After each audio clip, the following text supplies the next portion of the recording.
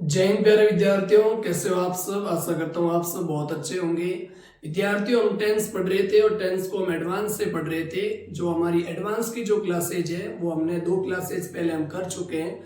और पहले की क्लासेज यदि आपने नहीं देखी है तो सबसे पहले आप उन क्लासेज को कवर कीजिए और उसके बाद में आज की थर्ड एडवांस की क्लास के अंदर हम पास्ट परफेक्ट टेंस तक आपका आ चुके थे और आज हम पढ़ेंगे पास्ट परफेक्ट टेंस। इससे पहले हमने प्रेजेंट टेंस के ओवरऑल जो भी 4 भाग इंपॉर्टेंट है उनसे कौन कौन से और किस किस तरीके से क्वेश्चंस पूछे जाते हैं तो हमने क्लास 9 से लेकर और 12 तक के एग्जाम्स में जो जो विद्यार्थी आपके क्लास 9 से लेकर 12 तक के तो उनको टारगेट क्लासेस थी और वो आपको अच्छे से आप कर रहे होंगे।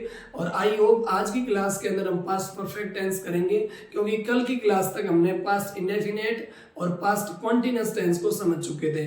पास्ट इंडेफिनेट टेंस के अंदर ज्यादा ऐसे कुछ क्वेश्चंस बनते नहीं, बस 2-3 एडवर्बियल्स होते हैं, यानी कीवर्ड्स के माध्यम से मैंने आपको समझा दिया। जैसे यस्टरडे हो गया, एगो हो गया, बिफोर हो गया, और लास्ट के साथ में कोई भी टाइम एक्सप्रेशन आपको दिया होता तो वो हमेशा पास्ट इंडेफिनेट को डिनोट करता, उसके अंदर हमेशा हम वर्ब की सेकेंड फॉर्म का प्रयोग या फिर डिड और मेन वर्ब की फर्स्ट फॉर्म का प्रयोग करते हैं। उसके बाद में हमने पास्ट कॉन्टिन्यूअस पढ़ा और पास्ट कॉन्टिन्यूअस टेंस के अंदर भी विद्यार्थियों हमने 2 तरह की घटना जानी। एक ऐसा काम जो मतलब भूतकाल में हो रहा था और उसके बीच में कोई काम हो गया, तो जो काम भूतकाल में जारी था वो आपका किस में आएगा, पास्ट कॉन्टिन्यूअस में, और जो काम बीच में हुआ वो आएगा आपका पास्ट इंडेफिनेट में। और एक ऐसे तरीके की हमने भी घटना जानी कि मान लो 2 काम जो भूतकाल में एक समय में जारी थे तो दोनों के दोनों का टेंस है वो आपका पास्ट कॉन्टिन्यूअस टेंस होगा। और पास्ट कॉन्टिन्यूअस टेंस की पहचान was verb plus main verb की फोर्थ फॉर्म होती है। ये चीज हमने सीखी। आज की क्लास में हम पास्ट परफेक्ट टेंस पढ़ेंगे, तो आप कॉपी पेन लेके अच्छे से बैठिए। जो भी विद्यार्थी नए जुड़े हैं तो मैं उनको बता देना चाहता हूं कि हम टेंस पढ़ रहे हैं। पहले हमने बेसिक जाना, आपके ओवरऑल क्लास 9 से लेकर और क्लास 12 तक, मतलब 12वीं तक के बच्चों तक जो भी एग्जाम्स में आप हाफ ईयरली पेपर देखोगे या फिर आप बोर्ड का एग्जाम्स या ईयरली पेपर्स में देखोगे तो 9वीं 10वीं 11वीं और 12वीं के पेपर में जो 4 नंबर का जो टेंस पूछा जाता है तो उन्हीं को हम टारगेट करके क्लासेस ले रहे। और ये हो सकता है कि 2 क्लासेस हम कर चुके हैं और आज और कल एक क्लास और होगी। उन 3-4 क्लासेज के अंदर हम टेंस का जो भी एडवांस है और जो भी क्वेश्चंस बने उस सिलेबस के अकॉर्डिंग और पेपर के पैटर्न के अकॉर्डिंग ही हम पढ़ रहे हैं। तो कॉपी पेन लेके अच्छे से बैठो और अच्छे से चीजों को आप रिवाइज करते रहना। अच्छे से अब आप क्लास के अंदर चीजों को नोट करेंगे, फिर आप क्लास एंड होने के बाद में जब भी आपको समय मिले तो एग्जाम से पहले आप कम से कम 2-3 बार उन चीजों का रिवाइज जरूर कीजिए। तो विद्यार्थियों, आज हम पढ़ रहे हैं पास्ट परफेक्ट टेंस। तो सबसे पहले आप हेडिंग डाल दो कि पास्ट परफेक्ट टेंस होता क्या। थोड़ी सी इसकी हम परिभाषा जानेंगे ताकि हम समझ सकते हैं कि आखिरकार पास्ट परफेक्ट टेंस की परिभाषा क्या होती है। वैसे मैंने आपको बताया था कि इस टेंस का आपका वैसे महत्व देखोगे तो 9वीं क्लास के अंदर तो ना के बराबर इस टेंस से क्वेश्चंस आते हैं। फिर भी क्लास 10th के आप जो बोर्ड एग्जाम्स उठा के देखोगे और हाफ ईयरली पेपर में भी आप देखोगे तो कम से कम 2 क्वेश्चंस इस टेंस से जरूर पूछे जाते हैं। और 2021 से लगाकर 25 तक 1-2 क्वेश्चंस इससे जरूर पूछे गए। ऐसे क्वेश्चंस आपने सुने भी होंगे, जैसे रोगी के मतलब डॉक्टर के आने से पहले रोगी की मृत्यु हो चुकी थी, मेरे रेलवे स्टेशन पहुंचने से पहले ट्रेन जा चुकी थी, मेरे स्कूल पहुंचने से पहले क्लास शुरू हो चुकी थी, ठीक है ना, हमारे सिनेमा हॉल जाने से पहले जो शो था वो स्टार्ट हो चुका था। तो ऐसे क्वेश्चंस में 2 एक्शन होते हैं भूतकाल के अंदर। और वैसे इसके अंदर आपको बिफोर और आफ्टर का जो रूल भी रटने को मिलता है तो उसको हम नहीं रटेंगे और बहुत ही बेसिक्स तरीके से समझेंगे। तो क्लास 10th के लिए ये जो आपका टेंस है वो बहुत ही ज्यादा इंपॉर्टेंट है और जो क्वेश्चंस आए वो भी मैं आपको बताऊंगा। सबसे पहले इसकी परिभाषा लिखो, आप डेफिनेशन लिखो इस टेंस की क्या होती है। डेफिनेशन में विद्यार्थियों सबसे पहले आप लिखो, if an action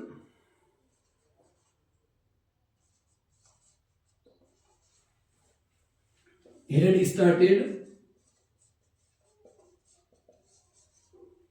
if an action started in the past and finished in the past, it comes under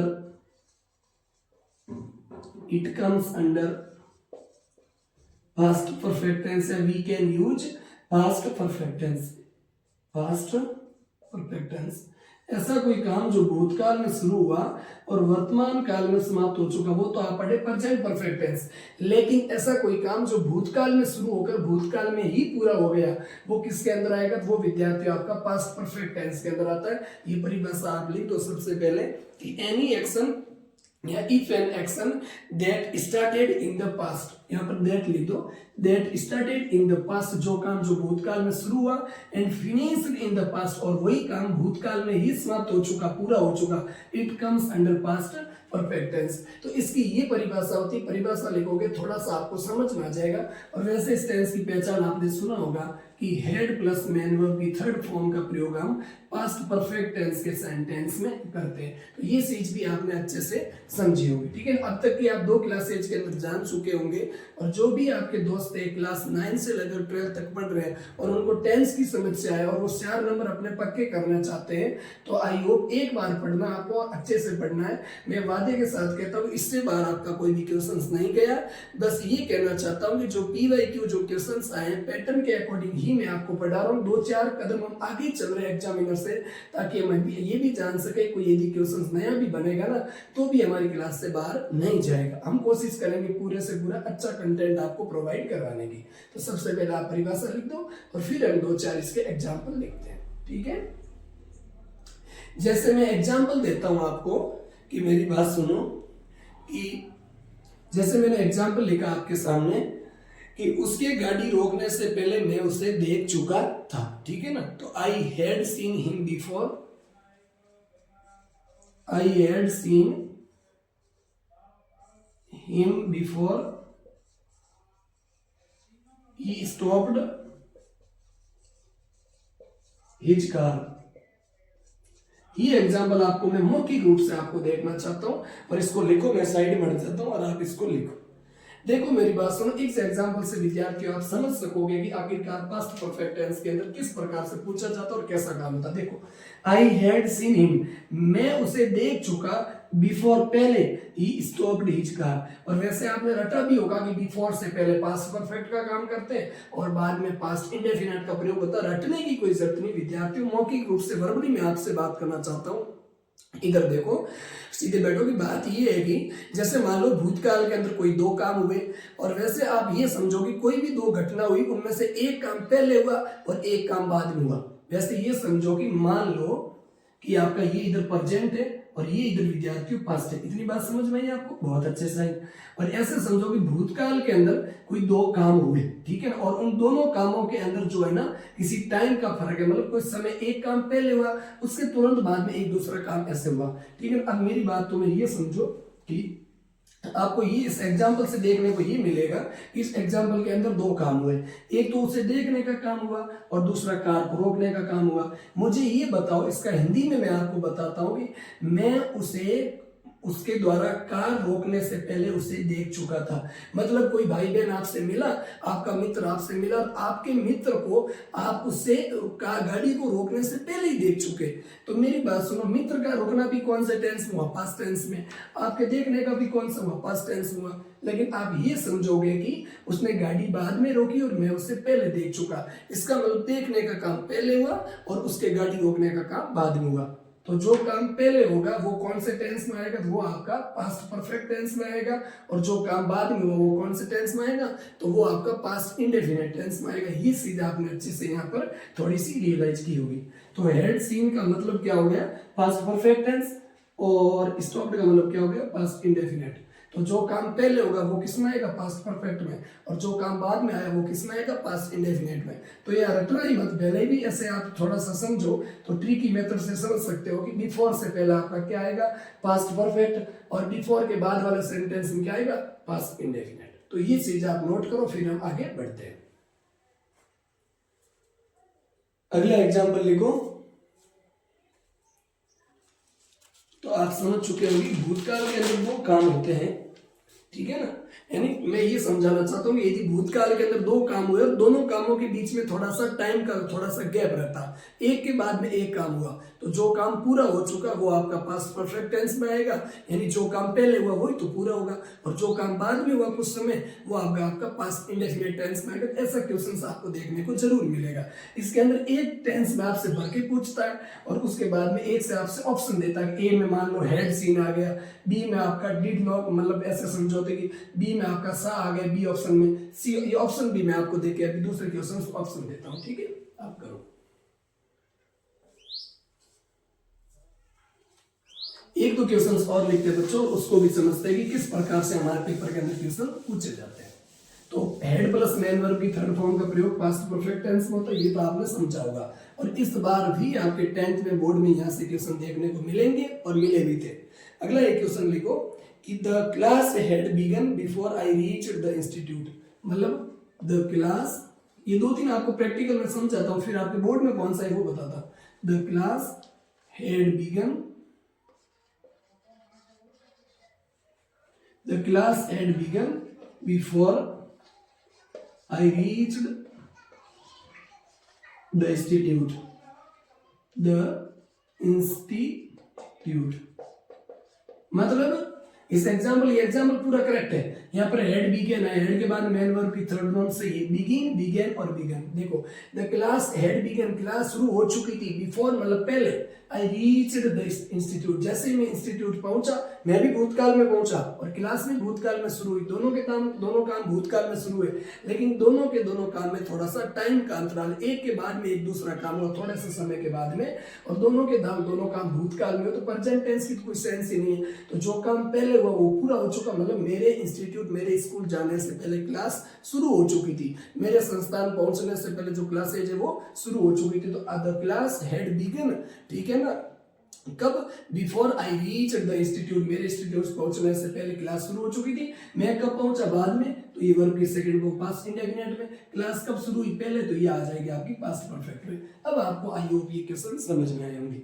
अब एक सबसे इंपॉर्टेंट जो क्वेश्चन प्रत्येक बार पूछा जाता है कि the patient, PATIENT, patient, Khalistan, before the doctor can, ये क्वेश्चन देखो, मैं इनमें आपको ऑप्शन भी देता हूं, ठीक है ना। बिफोर द डॉक्टर कैन, सबसे पहला ऑप्शन ए हेड गॉन, ठीक है, दूसरा हैज गॉन, तीसरा वेंट, और चौथा ऑप्शन आपका लिख दो विल गॉन, विल गो, ठीक है ना। ये ऑप्शन है, इस ऑप्शन को आप सही करके बताओ मुझे, ठीक है ना। एक मिनट, इसके अंदर जैसे डाइट वाला ऑप्शन है तो आपको थोड़ा सा सही करना होगा, मैं ऑप्शन सही करता हूँ, आपने लिखे नहीं होंगे अभी तक। देखो एक मिनट, डाई, 4 नंबर पे लिख दो विल डाई, यहाँ लिख दो हैड डाइड, और 5वें लिख दो हैड डाइड। बताओ कौन सा ऑप्शन सही है, बताओ।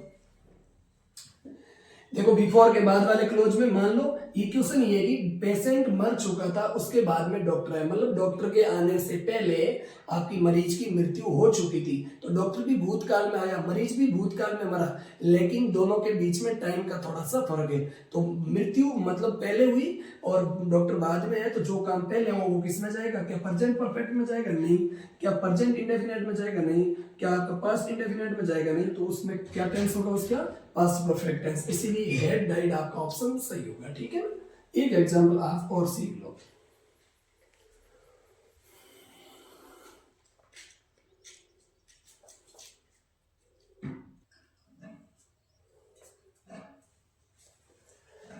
अगला एग्जांपल और लिखो बच्चों,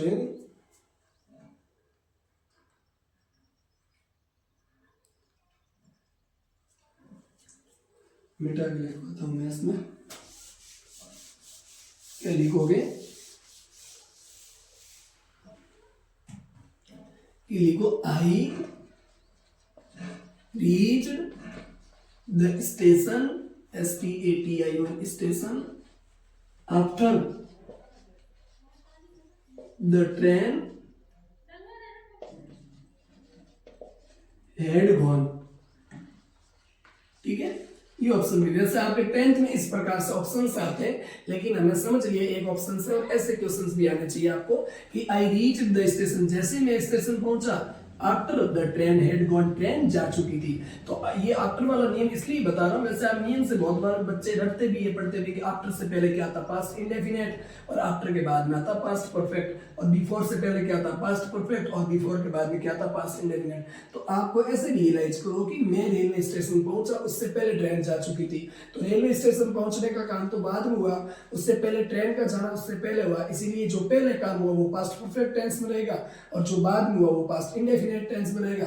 तो रीच एंड पहुंचा, ये V2 मतलब बाद में हुआ पास्ट इंडेफिनेट, और हैड गॉन मतलब ये आपका हो जाएगा हैड प्लस वर्ब की थर्ड फॉर्म, इसका मतलब इसका टेंस पास्ट परफेक्ट। आई बात आई वो आपको ये पास्ट परफेक्ट टेंस से रिलेटेड समझ में आ चुका होगा।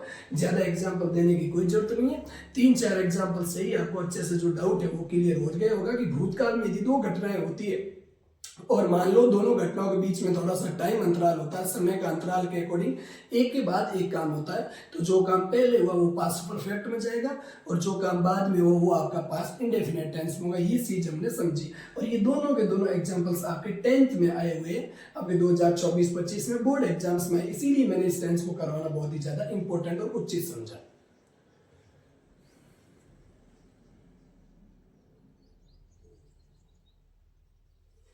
ठीक है, अगला एग्जांपल, और इस अक्सर आप ऐसे भी लिख सकते हो कि the train had gone before I reach the station. इस ऑप्शन को आप ऐसे पलट के भी लिख सकते हो, बस ध्यान रखना बिफोर से पहले पास्ट परफेक्ट आ जाएगा, बिफोर के बाद में पास्ट इंडेफिनेट आएगा। आफ्टर से लिखोगे, आफ्टर से बाद में आपका पास्ट परफेक्ट आएगा, और आफ्टर से पहले पास्ट इंडेफिनेट आएगा, ये ध्यान रखना। पास्ट इंडेफिनेट का मतलब वर्ब की सेकंड फॉर्म, पास्ट परफेक्ट का मतलब हेड प्लस मैन वर्ब की थर्ड फॉर्म। अब हमारा पास्ट टेंस भी, आपका पास्ट परफेक्ट टेंस भी खत्म हो चुका। अब हमें बच्चों एक बात और पढ़नी है। वैसे आपके अपील पेपर में इतना देखोगे, इतना हाई लेवल का आता नहीं है, फिर भी मैं आपको बता देता हूं कि मान लो एक आपको कॉन्सेप्ट लिखा तो आप लिखा कॉन्सेप्ट, हो सकता है आपके ये क्वेश्चंस पेपर में पूछे जाए, वैसे इतना पूछा नहीं चाहता, एज सुन एज जून, एक एक एग्जाम्पल लिखवा देता हूं। मान लो कभी आपको it is time, it is high time,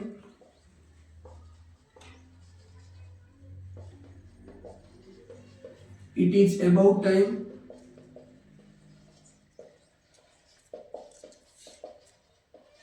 ठीक है ना, ये लेकर का पीछे it is ABOUT about time, it is high time, it is time, it is about time, it is high time, ठीक है ना।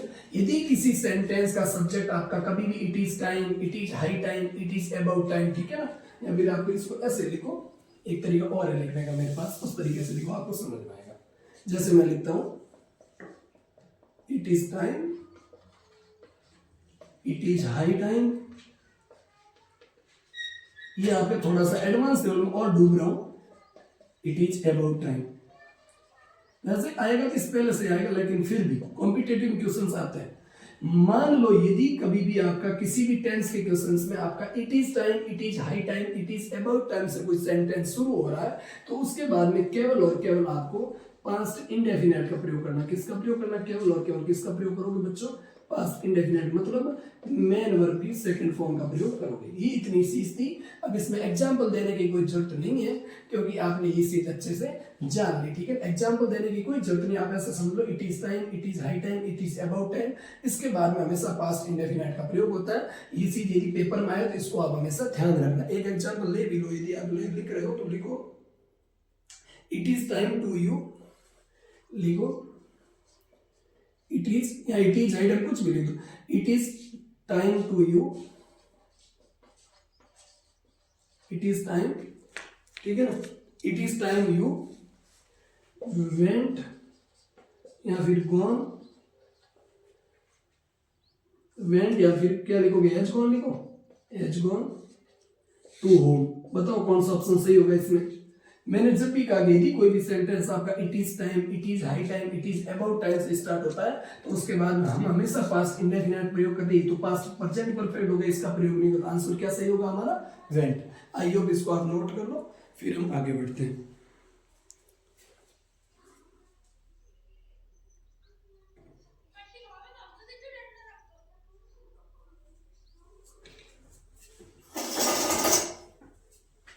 अगला एग्जाम्पल लिखो बच्चों।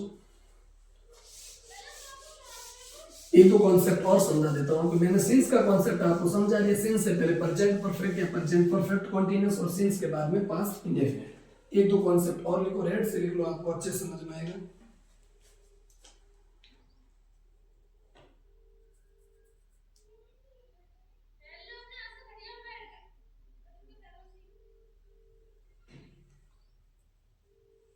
लिखो एक कॉन्सेप्ट और लिखो,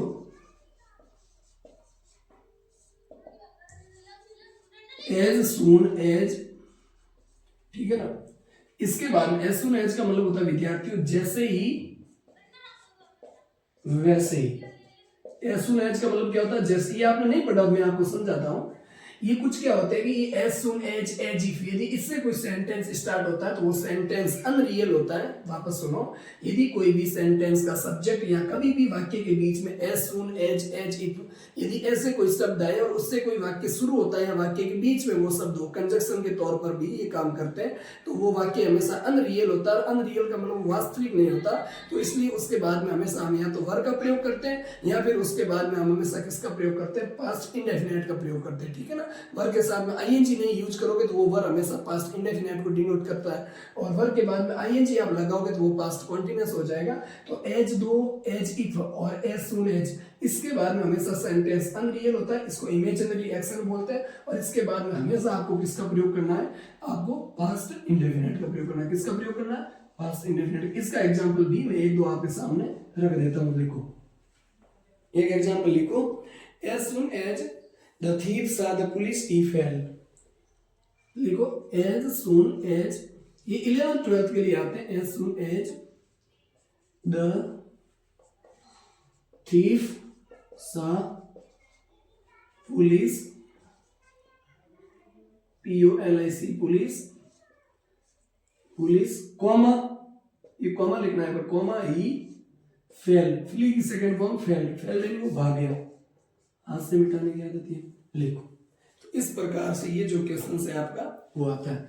तो जैसे ही चोर ने पुलिस को देखा, as soon as the thief saw, जैसे ही पुलिस ने चोर ने पुलिस को देखा, ही फेल्ड, वो चोर है वो क्या कर गया, भाग गया। मतलब 9 2 11 हो गए। ऐसा क्वेश्चंस भी आपको देखने को मिले तो ध्यान रखना, एज सून एज के बाद में हमेशा पास्ट इंडेफिनिट टेंस का प्रयोग करना। देख लो एज सून एज के बाद में पास्ट इंडेफिनिट 100 वर्ब की सेकंड फॉर्म होती है, और दोनों के दोनों सेंटेंस हमेशा पास्ट इंडेफिनिट में आएगा। एपेंडेबली फ्ली, फ्लेड, फ्लेड, याद रखना, ठीक है ना। फ्ली यानी भाग जाना। तो ये कॉन्सेप्ट भी आपको समझ में आ गया। एक एग्जांपल और लिखना, एक और लिख लो, as soon as he finish the homework, as soon as he finish the is homework, is work, he play, यहाँ पे विद्यार्थी प्लेड क्रिकेट, CRICKET।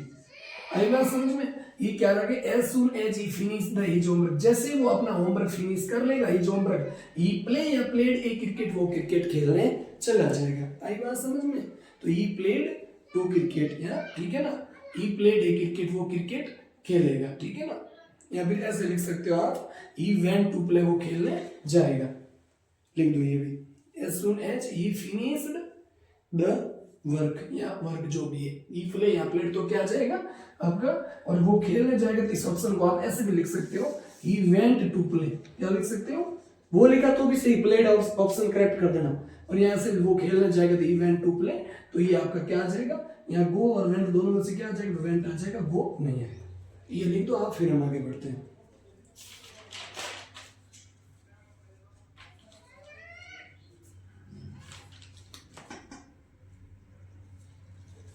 हो गया, ठीक है। जल्दी जल्दी करो, आज टेंस तीसरी क्लास है, कोशिश करेंगे आज टेंस को खत्म करने की, ठीक है ना। जल्दी जल्दी, बहुत जल्दी जल्दी कोशिश करेंगे। फिर कुछ कॉन्सेप्ट है उसकी बात हम करेंगे आपकी अलग क्लास के अंदर, जैसे कंडीशनल सेंटेंस वगैरह क्लास 11th में आते हैं, उनकी अलग से बात करेंगे। चलो अगला हेडिंग डालो, पास्ट परफेक्ट कॉन्टिन्यूअस टेंस। इसके अंदर एक ही प्रकार का सवाल आता है और वो मैं एक ही प्रकार का आपको सवाल समझा देता हूँ और वो सवाल ही लिखवा देता हूँ कि when her husband return, when her husband, ये जो PYQ आया है पेपर में SSC में वो मैं समझा देता हूँ, हो सकता है कॉपी कर ले इसको। व्हेन हर हस्बैंड, ठीक है ना, return, when her husband return RETUR from the office, ऐसे लिख RETURNED, return from FROM, from, यहाँ पे रिटर्न कैसे लिख दो, रिटर्न फ्रॉम द ऑफिस कैसे लिख दो, फ्रॉम द ऑफिस, जैसे ही उसका पति ऑफिस से डोर लौटा, ब्लैंक सी खालिस्तान ATV, इसके अंदर मैं आपको ऑप्शन देता हूं तभी इस चीज समझ में आएगी। Return from the office, she खालिस्तान TV फॉर 2 hours, ATV, आगे लिखो, चलो ब्लैंक कर लो, ATV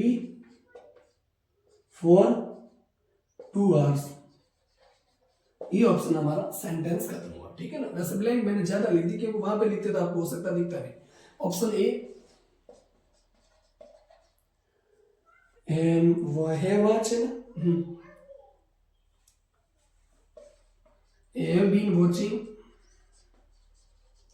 सबसे ऑप्शन ज्यादा करेक्ट करने वाला पहले लिख दिया। दूसरा वॉच वॉचिंग, तीसरा had been watching, और चौथा वॉच। बताओ आंसर बताओ। बस एक ही क्वेश्चन करवाऊंगा विद्यार्थी, आपको पास्ट परफेक्ट कॉन्टिन्यूअस टेंस का आपको इससे समझ में आ जाएगा। ऐसे पास्ट परफेक्ट कॉन्टिन्यूअस का मतलब होता है, मैंने आपको जब बेसिक समझा, बेसिक के अंदर मैंने इसकी आपको अलग से एक परिभाषा बताई थी। मैंने इस परिभाषा के अंदर आपको हमेशा एक बात कही थी कि ऐसा कोई काम, मतलब if an action begin in the past with some time, यदि भूतकाल के किसी कोई समय के साथ में कोई काम शुरू होता है, and also finished in the past, और वो काम चलते चलते किसी समय तक आकर खत्म हो जाता है, और वो किस में आता है, it comes under past perfect tense. ये बात मैंने आपको बोली थी कि if an action begins in the past, ठीक है ना, यदि कोई काम जो भूतकाल में शुरू होता है विथ सम टाइम, किसी समय के साथ में, एंड आल्सो एंड्स विथ, मतलब गिवन टाइम, और जो दिया हुआ जो समय होता है ना, इन the past only, and also, है ना, and also and also the ends only past, मतलब और इसी के साथ वो भूतकाल में ही समाप्त हो जाता। चलो इंग्लिश को साइड में, मैं हिंदी में समझाता हूँ आपको और वापस बोल दो। देखो, इफ एन एक्शन, ठीक है ना, if an action had started in the past, ठीक है ना, विथ सम टाइम, यदि कोई ऐसा काम जो आपका शुरू होता है मतलब भूतकाल के अंदर और पास्ट के अंदर शुरू होता है, ठीक है ना, भूतकाल में और किसी समय के साथ में शुरू होता है, और वो चलते चलते और भूतकाल के किसी समय तक कंप्लीट हो जाता है, तो वो किस में आएगा, तो वो आपका पास्ट परफेक्ट कॉन्टिन्यूअस टेंस में आता है। हिंदी में समझो, ऐसा कोई काम जो भूतकाल में समय के साथ शुरू हुआ और भूतकाल के अंदर ही समाप्त हो गया, मतलब भूतकाल में समय के साथ शुरू होकर भूतकाल में ही समाप्त हुआ, इसीलिए उसको पास्ट परफेक्ट कॉन्टिन्यूअस बोलते हैं। नहीं तो फिर वो प्रेजेंट परफेक्ट कॉन्टिन्यूअस में आ जाएगा। तो क्या आ जाएगा, ऐसा कोई काम जो भूतकाल में किसी समय के साथ शुरू होता है। वैसे भी आप समझते हैं पास्ट परफेक्ट कॉन्टिन्यूअस की पहचान ये थी, कोई भी काम जो भूतकाल में मतलब समय के साथ हो रहा था, ठीक है ना। If an action begins in the past, यदि कोई काम जो भूतकाल में शुरू होता है, लिखो इसको जल्दी से, ठीक है ना, और विद सम टाइम, किसी समय के साथ में, और continue for time and also ends in the past only, और वो चल continue for the time and also in only past, और वो भूतकाल के अंदर ही समाप्त हो जाता है। It comes under only past perfect continuous tense, या it comes under past perfect tense, तो वो एक्शन आपकी पास्ट परफेक्ट टेंस के अंदर आती है। चलो अब तब तक ये आपने लिख दिया हो, ठीक है। मेरी बात सुनो आप, यदि भूतकाल के अंदर मान लो कोई काम हुआ, जैसे आप घर गए और आपकी माताजी 2 घंटे से टीवी देख रही थी, मुझे ये बताओ तो वो घटना कौन से टेंस में आएगी। मतलब आप घर पहुंचे, जैसे ही आप स्कूल से घर गए कल, और आपकी माताजी या आपकी बहन कोई भी वो मतलब 2 घंटे से टीवी देख रही थी, तो वो टेंस कौन सा होगा, आप इतना पहचानो। तो आप कहोगे कि मैं भूतकाल में तो घर गया, तो मेरे घर जाने का टेंस तो क्या होगा, वो होगा पास्ट, तो ये रिटर्न पास्ट थी, ठीक है ना, क्या है पास्ट थी। लेकिन मेरी माताजी 2 घंटे से जो टीवी है वो मतलब सी मदर या कुछ भी लग सकते हो, माई मदर या सी, वो 2 घंटे से टीवी देख रही थी, या सी की जगह ही कर सकते हो, वो 2 घंटे से टीवी देख रहा था। तो टीवी देख रहा था, इसका मतलब वो काम भूतकाल में समय के साथ जारी था। यदि नॉर्मल जारी होता तो फिर वो तो आता आपका पास्ट कॉन्टिन्यूस में, मैंने आपको समझा चुका। मतलब एक काम कोई पास्ट कॉन्टिन्यूस में चल रहा है, उसके बीच में कोई काम हुआ, लेकिन ये काम भूतकाल में समय के साथ हो रहा था और आप बीच में गए, तो जो काम बीच में हुआ वो आएगा आपका आपका इंडेफिनेट में, और जो काम भूतकाल में समय के साथ हो रहा था तो समय के साथ हो रहा होगा तो वो किस में आएगा, सिंस फॉर प्लस टाइम। तो इसीलिए आपको ध्यान रखना। वैसे फॉर इस 2 घंटे के लिए सही लग रहा है, यहाँ पर तो एरर पूछा नहीं, इसमें टेंस पूछा। तो हैव बीन वॉचिंग, ये तो है प्रेजेंट परफेक्ट कॉन्टिन्यूस, तो ये तो होगा नहीं। Was watching only for continuous, ये भी नहीं होगा। ये तो आपका इंडेफिनेट, ये नहीं होगा। तो हैड बीन वॉचेस ही होगा कि वो 2 घंटे से टीवी देख रहे थे। तो ये एक एग्जाम्पल आपके लिए बहुत काफी है। इस एग्जाम्पल से आप समझ जाओगे, यदि कोई काम जो भूतकाल के अंदर मतलब जारी था समय के साथ में, उसके बीच में कोई काम हुआ, तो जो काम बीच में हुआ, मतलब आप घर गए, ये बीच में काम हुआ आपका, ठीक है ना, घर जाना, तो उसका पति आया, जस्ट देखो, when her husband returned from the office, और उसका पति जब घर लौटा मतलब ऑफिस से, तो she had been watching a TV for 2 hours, तो वो मतलब 2 घंटे से 2 आवर्स से टीवी देख रही थी। तो ये ऑप्शन भी आपने सही कर लिया। अब आई होप हम प्रेजेंट को और पास्ट को जितना हमारे एग्जाम पॉइंट ऑफ व्यू से इंपोर्टेंट था उस चीज को हम पढ़ लिया। अब हमें आगे क्या पढ़ना है, कंडीशनल सेंटेंस जो आपके हैं उन चीजों को देखना। तो वो चीज 11th और 12th तक के लिए आपके, तो वो चीजें हम थोड़ी बाद में देखेंगे, और हो सकता है उससे भी क्वेश्चंस ना के बराबर कम आता है। इसलिए हम क्या कोशिश करेंगे यहाँ पर कि पहले जो आपका फ्यूचर इंडेफिनिट है उस चीज को पढ़ लें।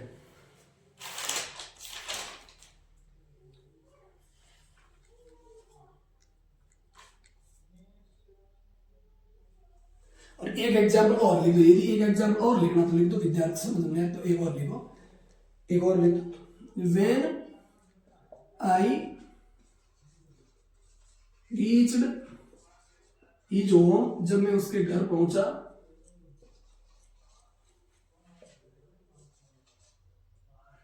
ही वाज रीडिंग, या फिर had been reading, अब आ जाएगा समझ में, नहीं आया कोई तकलीफ नहीं। had been reading a novel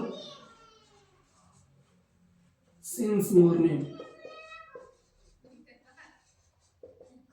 MORNING, लिख दो इसको, पहले समझाता हूँ मैं। देखो, when I reached his home, जब मैं उसके घर पहुंचा, तो ही वाज रीडिंग, वो पढ़ रहा था 2 घंटे से, या फिर he had been reading a novel since morning. आप ही बताओ कौन सा टेंस होगा। मतलब कोई काम भूतकाल में समय के साथ जारी था और उसके बीच में कोई काम हुआ, तो जो बीच में हुआ वो पास्ट इंडेफिनिट में आएगा, और जो काम समय के साथ जारी था सिंस मॉर्निंग मतलब सुबह से समय दे रखा, तो वो क्या आ जाएगा, पास्ट परफेक्ट कॉन्टिन्यूअस। तो ये वाज रीडिंग आपका गलत हो जाएगा। आई बात समझ में? तो ये एग्जाम अब आपको अच्छे से समझ में आ गया होगा। चलो मिटाता हूँ, लिख दिया मिटा।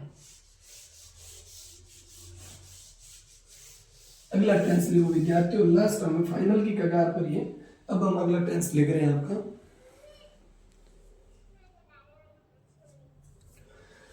हेडिंग डालो फ्यूचर इंडेफिनेट। 9th के लिए, 12th के लिए, 11th के लिए, ठीक है ना। 1 नंबर तो क्वेश्चन इस टेंस से बनता ही बनता। 9th पिछली बार 2 क्वेश्चन इससे आपके 2025 का जो आपका हुआ था ना ईयरली पेपर 2024 वाला, उसमें इससे पूछे थे, 2 क्वेश्चन पूछे थे आपके वार्षिक में द्वार्षिक दोनों, जैसे मार्च अप्रैल में हुआ था उसमें भी, और 24 वाला द्वार्षिक में भी पूछे गए। सबसे पहला लिखो फ्यूचर इंडेफिनिट, तो इसकी परिभाषा लिखो, 1 मिनट। टू एक्सप्रेस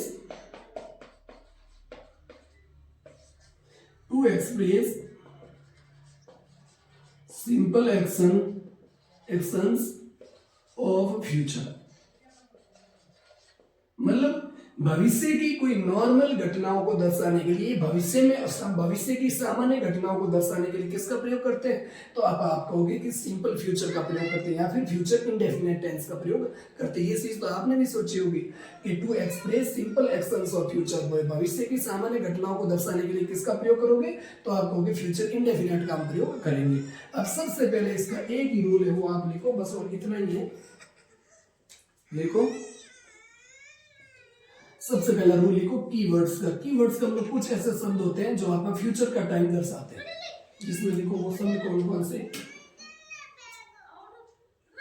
तो बच्चों सबसे पहला लिखो टुमारो, हद से ज्यादा बार आने वाला, टुमोरो, टुमानी टुमोरो। उसके बाद में लिखो आपका नेक्स्ट के साथ में कोई भी टाइम, जैसे नेक्स्ट डे, नेक्स्ट वीक,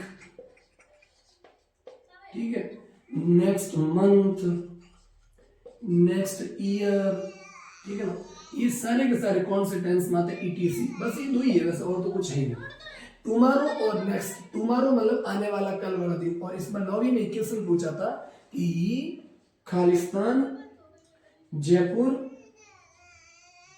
एक मिनट, टू जयपुर, टुमारो।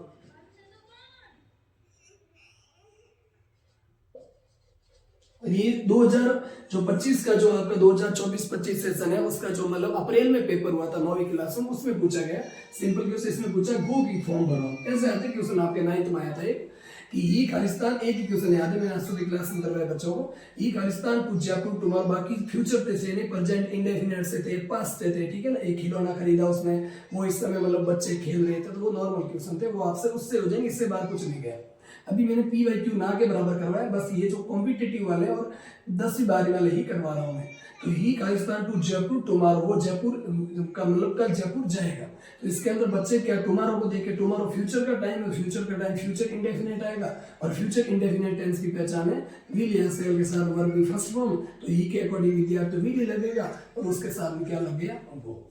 आई बात समझ में। तो इस प्रकार से आपको यदि टुमारो दे दे, या फिर नेक्स्ट डे का मतलब next Sunday, next Monday, next Tuesday, next week, next month जैसे, ठीक है ना, और नेक्स्ट ईयर, यदि आपको इस ऐसा कोई समय मिले तो उसके साथ हमेशा आप केवल और केवल किसका प्रयोग करोगे, तो फ्यूचर इंडेफिनिट टेंस की पहचान होती है विल या सेल के साथ में किसका प्रयोग करोगे, आप मेन वर्ब की फर्स्ट फॉर्म का प्रयोग करोगे या बेस फॉर्म का प्रयोग करोगे, क्योंकि ये दोनों में दोनों मॉडल होते हैं। और ये सारी की सारी चीज में बेसिक में अच्छे से करवा चुका, कहाँ पर विल आएगा और कहाँ पर सेल आएगा। वैसे एक बार और बता देता हूँ कि विद्यार्थियों विल और सेल का प्रयोग प्रत्येक सब्जेक्ट के साथ किया जाता है। मतलब आई और वी के साथ आप विल का भी प्रयोग कर सकते हो, आई और वी के साथ आप सेल का भी प्रयोग कर सकते हो, ठीक है ना। तो आई और वी के साथ आप विल का भी प्रयोग कर सकते हो, आई और वी के साथ आप सेल का भी प्रयोग कर सकते हो। लेकिन सुनो, इंटेरोगेटिव सेंटेंस में केवल और केवल आई और वी के साथ सेल का प्रयोग होता है। बाकी सब में जैसे इंटेरोगेटिव है, इंटेरोगेटिव के अंदर आप आई और वी दोनों के साथ में किसका प्रयोग करोगे, सेल का। बाकी पॉजिटिव और नेगेटिव सेंटेंस, जैसे पॉजिटिव हो गया आपका, ये फर्क है इसमें, पॉजिटिव और आपका नेगेटिव, इन दोनों के अंदर आई और वी के साथ मतलब आई और वी के साथ इसके साथ आप विल का भी प्रयोग कर सकते हो, वह सेल का भी प्रयोग कर सकते हो, दोनों की दोनों चीजें आप कर सकते हो। तो आई होप आज की क्लास भी आपको अच्छे से समझ में आई होगी। हमने past perfect tense, past perfect continuous को, उसके बाद में हमने फ्यूचर इंडेफिनिट को भी पढ़ा। अब मैं एक दो शब्द आपसे और करवाना चाहता हूँ, मतलब फ्यूचर परफेक्ट के बारे में बता देता हूँ, फिर हमारी क्लास है वो एंड हो जाएगी, ठीक है ना। तो जल्दी से इसको नोट करो, फिर आगे बढ़ते हैं। एग्जाम्पल तो लिखने नहीं है, लिखे नहीं अभी, तो एक दो एग्जाम्पल और लिखो।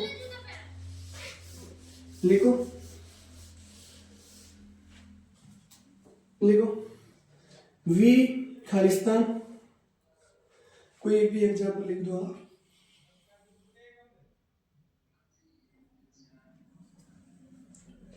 गो टू सिनेमा में ऐसा करोगे, सिनेमा ये लिख दो, वो भी सही है, CHI। हाँ, वी खालिस्तान टू सिनेमा, हम सिनेमा जाएंगे लास्ट कहाँ लिख रहे हो, लिखो नेक्स्ट, आप नेक्स्ट मंथ, अगले महीने हम सिनेमा जाएंगे।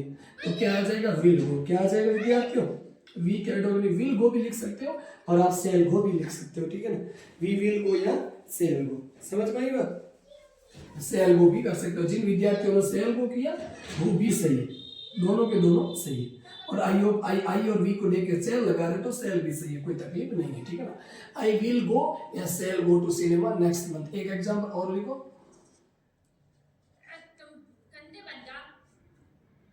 यू खालिस्तान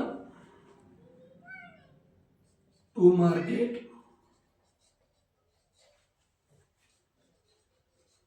क्या बार बार बस लिख दो नेक्स्ट, मतलब नेक्स्ट मतलब लिखो, टुमारो लिख दो, दोनों को सही करो सेंटेंस को। वी विल या shall go to cinema next month, हो गया। अगला यू खालिस्तान टू मार्केट टुमारो, इसमें भी आपको गो की फॉर्म भरनी, तो क्या भरोगे, यू विल गो, हम मार्केट जाएंगे, मतलब तुम मार्केट जाओगे, कब जाओगे, टू मार्केट जाओगे, टुमारो मतलब कल। आई बात समझ में। तो ये सारी की सारी चीजें हमने फ्यूचर इंडेफिनेट और हाँ फ्यूचर इंडेफिनेट, और इसके बाद में हम पढ़ेंगे फ्यूचर परफेक्ट टेंस, ठीक है। तो ये भी लिखो आगे, मिटा देते हैं और आगे हम बढ़ते हैं फ्यूचर परफेक्ट टेंस की ओर। ये लास्ट टेंस बचा और इससे फिर आपको कोई दिक्कत की जरूरत नहीं है, आराम से आप बाद में, और जितने भी क्लास 10th के विद्यार्थी हैं उनको मैं कह देना चाहता हूँ, वैसे मैंने 9 से लगाकर 12 तक कॉमन आपका 10 से ये 4 नंबर पक्के करवा दिए, आज के साथ पक्के हो जाएंगे। और अब हम क्या करेंगे, जल्दी से जल्दी हम जो 10th क्लास के आपके सब्जेक्ट वर्ब एग्रीमेंट का और एक वॉइस का और फिर आप नरेशन का, नरेशन तो मैं बोर्ड से पहले करवाऊंगा क्योंकि आपके ये भी बहुत नजदीक आ गए आपके एग्जाम्स। वैसे नरेशन 2 नंबर का आता है, तो हम टॉपिक आराम से बढ़ेंगे, उसमें विद्यार्थियों कम से कम हमारी 10 क्लासेज लगेगी और उसको अच्छे से कवर करना होगा। या फिर आप वॉइस आपका सब्जेक्ट वर्ब एग्रीमेंट और नरेशन दोनों मिला के देखोगे 10 क्लासेस तो लग ही जाएगी, ठीक है ना, क्योंकि नरेशन भी इतना बड़ा और उसको अच्छे से भी पढ़ना है, भले ही 2 नंबर का हो लेकिन हमारे क्वेश्चन तो डीप से आते हैं, बहुत डेप्थ से आते हैं, और वो चीजें पढ़नी होगी, डेप्थ से नहीं, ऊपर ऊपर से आते हैं, फिर भी वो सारे के सारे छोटे छोटे तथ्य हमें पढ़ने होंगे, ठीक है। टेंस में सेंस पढ़ना होगा, मॉडल के अंदर सेंस पढ़ना होगा, टाइम में सेंस पढ़ना होगा, प्रोनाउन में सेंस पढ़ना होगा, रिपोर्टिंग वर्ब में सेंस पढ़ना होगा, बहुत सारी चीजें हमें नरेशन में पढ़नी होगी। इतना लंबा भी नहीं है, आप अधवार्षिक में भी कर सकते हो, लेकिन मैं ये सजेस्ट करूंगा कि बाकी आपका सिलेबस कंप्लीट हो चुका तो या नरेशन की तरफ जाइए, वरना आप क्वेश्चन आंसर पर ज्यादा से ज्यादा ध्यान दीजिए, राइटिंग पर ज्यादा से ज्यादा ध्यान दीजिए, और रीडिंग कॉम्प्रिहेंशन के कम से कम 10-15 पैसेज की प्रैक्टिस कीजिए। और जो आपका ग्रामर का टॉपिक जैसे क्वेश्चन टैग और नरेशन नहीं हुआ तो उसको आप हाल फिलहाल के लिए छोड़ दीजिए, वो कम से कम 3 या 4 नंबर के होंगे, ज्यादा से ज्यादा 2 नंबर का नरेशन, और ज्यादा से ज्यादा आएगा 4 या फिर 2 नंबर का आपका क्वेश्चन टैग या क्वेश्चन फॉर्मिंग जो भी है, ठीक है। और बोर्ड में तो वो आएंगे, बोर्ड से पहले मैं भी आपको करवाऊंगा, लेकिन मेरी ये कोशिश है कि उससे पहले आप सिलेबस को अच्छे से पढ़िए, क्योंकि बहुत सारे सब्जेक्ट आपके पास और भी है। तो ये मेरी एडवाइस थी, मैं ये सजेशन दे रहा था क्लास 10th के विद्यार्थी को, और बाकी वाले जो विद्यार्थी क्लास 9 से और 11th 12th के वो अपना प्रीपोजिशन वगैरह, डिटरमिनर वगैरह उनको तैयार अच्छे से करते रहिए, ठीक है। अब लास्ट टेंस है हमारा, वर्डिंग डाल दो फ्यूचर परफेक्ट टेंस।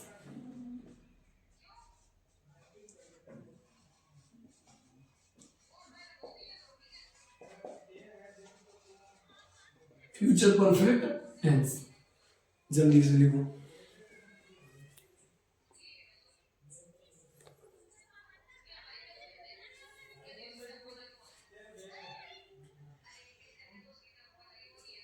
लिखो।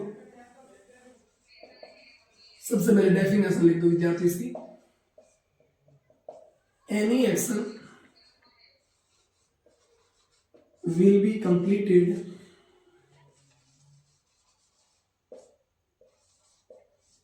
In future. ऐसा कोई काम जो आपका फ्यूचर के अंदर कंप्लीट होगा तो वो किसमें आएगा, फ्यूचर परफेक्ट टेंस में।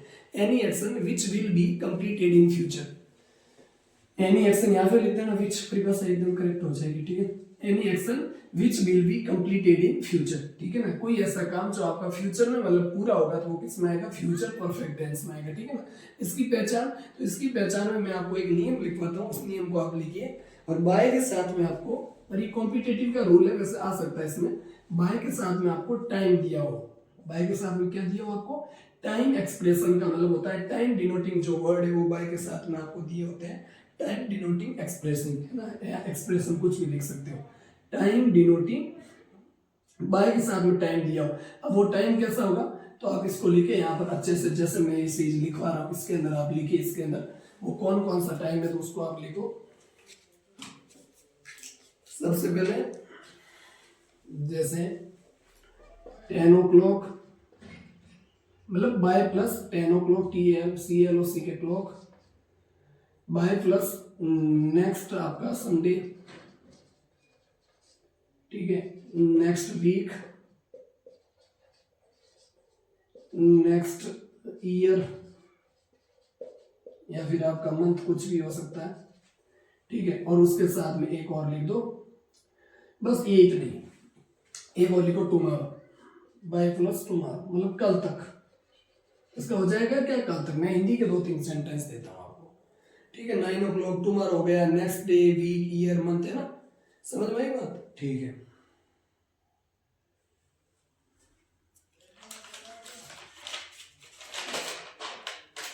ठीक, अब इसके मैं तुम्हें बहुत सारे एग्जाम्पल करवा दूं। बच्चों सुनो, यदि आपको any action which will be completed in future, ऐसा कोई काम जो भविष्य में कंप्लीट होगा, वो किसमें आएगा? फ्यूचर परफेक्ट टेंस में।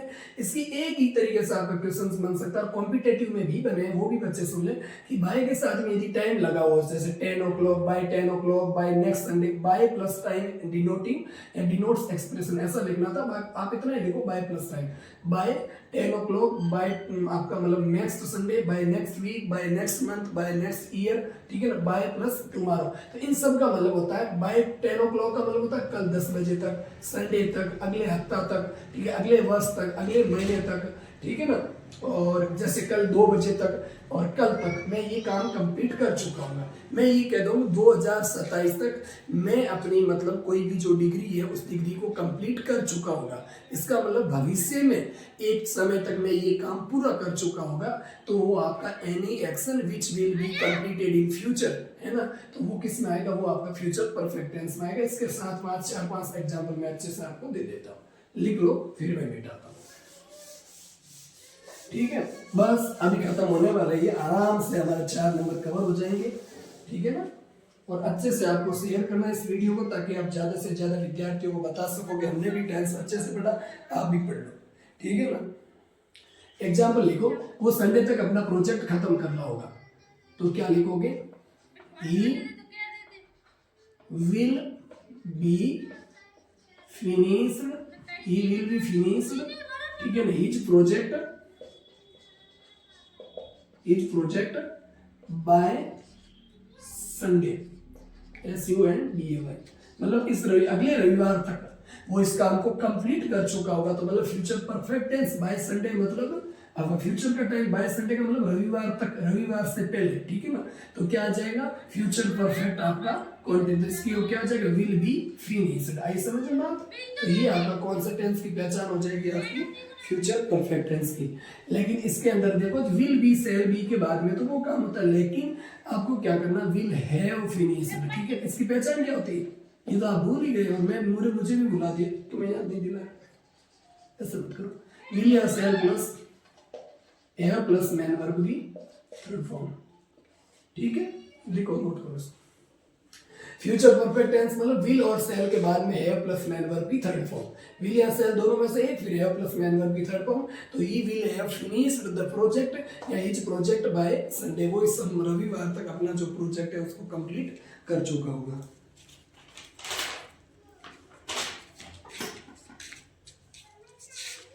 इसकी परिभाषा ये लिख रही है, if an action gets completed before the given time, ठीक है ना, given time action in future, we use future perfect tense. हाँ, फ्यूचर के किसी दिए हुए समय से पहले कोई घटना हो जाना, तो वो आपका फ्यूचर परफेक्ट टेंस में कंप्लीट होगी, ठीक है ना। भविष्य के किसी नियोजित समय से पहले मतलब भविष्य का कोई समय दे रखा, उससे पहले कोई किसी काम का कंप्लीट हो जाना, वो फ्यूचर परफेक्ट टेंस में आता है। जैसे मतलब सोमवार से पहले, रविवार से पहले वो अपना जो काम है उसको, इच प्रोजेक्ट लिखो, 2 प्रोजेक्ट एक ही बात, he will have finished the project by Sunday. एक और एग्जांपल लिखो, they will have reached, वे पहुंच जाएंगे 6 o'clock, बाय 6 o'clock, वो 6 बजे से पहले जो आपके 6 बजे तक वो सारे लोग हैं वो पहुंच जाएंगे। तो they will have reached by 6 o'clock। एक और एग्जांपल लिख दो, ठीक है ना, वो शाम तक लौट जाएगी, तो सी, ठीक है ना, will have return, RETURNED, return perfect है, इसलिए मैन वर्ब की थर्ड फॉर्म हमारी she will have return by evening. दिन का कोई भाग भी इसके साथ, बाय इवनिंग मतलब शाम तक वो लौट आएगी, ठीक है ना। लिखते चलो, मैं साइड में होता चलो। और लास्ट एग्जांपल लिखवा रहा हूं मैं आपको, यहां से ही मिटा के, जैसे मैं रहा हूं कि वो अपनी यूनिवर्सिटी की डिग्री अगले ईयर तक वो ले चुका होगा, बाय नेक्स्ट ईयर, है ना। ये आपको एग्जांपल देता हूं मैं, बाय नेक्स्ट ईयर, ठीक है ना, माय ब्रदर, मेरी बात कर लो, हाँ, माई ब्रदर विल टेक या फिर will have taken,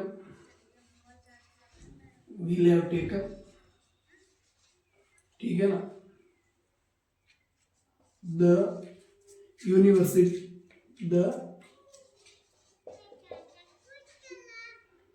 my brother के लिए क्या होगी, यूनिवर्सिटी डिग्री, DEGRW डिग्री। आ गया कवर, ठीक है। थोड़ा सा अंधेरा हो गया, लाइट चली गई, लेकिन फिर भी आप दिख रहा होगा आपको कि बाय नेक्स्ट ईयर, ठीक है ना, माई ब्रदर यहाँ जो रमेश लिख रखा था विल टेकन या have taken his university degree, DEGRW। तो इस क्वेश्चन का आप आंसर बताओ और विद्यार्थियों, और इस क्वेश्चन का जो आंसर है वो आप कमेंट बॉक्स में बताना, लेकिन मैं भी बता सकता हूँ, लेकिन थोड़ा सा देख लो कि विल टेक वो ले लेगा या फिर इस मतलब कब तक, बाय नेक्स्ट ईयर मतलब होता है अगले वर्ष तक, ये फ्यूचर का टाइम है, ठीक है। यहाँ पर एक ब्लैंक कॉमा था, by next year my brother, ठीक है, विल टेक या विल हैव टेकन, तो क्या आ जाएगा, विल टेक नहीं विल हैव टेकन। और बाय नेक्स्ट ईयर के साथ में हमेशा फ्यूचर परफेक्ट टेंस का प्रयोग होता है, क्योंकि भविष्य का कोई समय आपको बाय लगा के दे दे तो उससे पहले मतलब आपको किसका प्रयोग करोगे, आप फ्यूचर परफेक्ट टेंस का, ठीक है। इसलिए आप किसका प्रयोग करोगे, विल हैव टेकन की तरफ जाओगे, तो ये सही हो जाएगा और ये गलत हो जाएगा। आई बात समझ में? तो आई होप बच्चों हमने आराम से प्रेजेंट टेंस को, पास्ट टेंस को और फ्यूचर टेंस को, मैंने शुरू में वादा किया था 3 क्लासेज के अंदर मैं कोशिश करूंगा करने की, फिर भी हमने 3 क्लासेज को कवर देख के आसानी से हमने कवर कर लिया एडवांस को। और जो भी विद्यार्थी आपके 11th और 12th वाले उनको पहले ये पढ़िए और मैं उनके पेपर को देखूंगा, ऐसा कोई क्वेश्चन जो इससे बाहर है, वैसे मैंने एनालिसिस करके ही क्लास अरेंज की, इससे आपके 2 क्वेश्चन आने ही आने, 2 क्या 4 भी बनने की संभावना, लेकिन कोई इमेजिनरी एक्शन या फिर आपका जो conditional sentence, imaginary status action तो मैंने बता दी, इमेजिनरी आपका स्टेटस है कंडीशनल सेंटेंस से रिलेटेड, जैसे वुड हैव 3+ उधर मतलब कोई कंडीशन इधर होना, रिजल्ट आपका फ्यूचर में आना और जो कंडीशन फ्यूचर में नहीं होगी, ठीक है ना। तो ये सारी की सारी चीजें जो भी मतलब कहाँ पर फ्यूचर का प्रयोग होगा, कहाँ पर आपका इंडेफिनिट का प्रयोग होगा, जिसमें कंजक्शन होगा उसमें कंडीशन होगी, ठीक है ना। तो ये सारी की सारी चीजें मैं आपको यदि क्वेश्चन आंसर पूछी भी गई है तो मैं एक क्लास और अरेंज कर लूंगा कल की, और उस क्लास के अंदर हम कंडीशनल सेंटेंस पर ध्यान दे देंगे, और वो हमारे वैसे भी बोर्ड एग्जाम्स में पूछे जाने की संभावना है। तो उससे पहले आई होप इन क्लासेस को करिए विद्यार्थियों, और कैसी लगी आपकी क्लास जरूर आप कॉमेंट में मुझे कमेंट करके जरूर बताइए कि इस क्लास से सर हमारा टेंस कवर हुआ और हमें अच्छे से समझ में आया, ठीक है ना। तब तक आप अच्छे से पढ़ते रहिए, और जो भी आपके टॉपिक है उनको आप अच्छे से पढ़िए। आप ईयरली पेपर्स बहुत ही नजदीक है, मेरा तो ये सजेशन, आप ज्यादा से ज्यादा कोशिश करो अच्छे से पढ़ने की, ताकि आराम से वो चीजें आप पढ़ सको। जय हिंद।